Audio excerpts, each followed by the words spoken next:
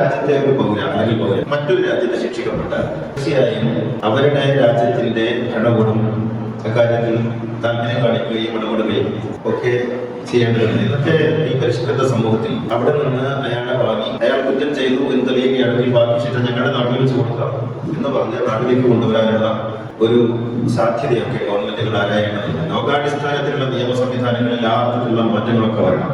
മറ്റൊരു രാജ്യത്തെ ശിക്ഷിക്കപ്പെടുക എന്ന് പറഞ്ഞാൽ ഒരാളുടെ നാമരീക എന്നാണ് അർത്ഥം. ഒരാൾക്ക് പറയാനുള്ള സ്വാഭാവികമായ നീതി നിഷേധിക്കപ്പെടുക എന്നാണ് അർത്ഥം. ഇപ്പൊ മറ്റു രാജ്യങ്ങളിൽ എത്രയോ ജയിലുകളിൽ നമ്മുടെ നാട്ടിൽ ചെറുപ്പക്കാരൊക്കെ ഉണ്ട്. ഒരു ആക്സിഡന്റ് കേസിലൊക്കെയാണ് പലപ്പോഴും പിടിച്ചിടുന്നത്. അവർക്ക് പറയാനില്ല.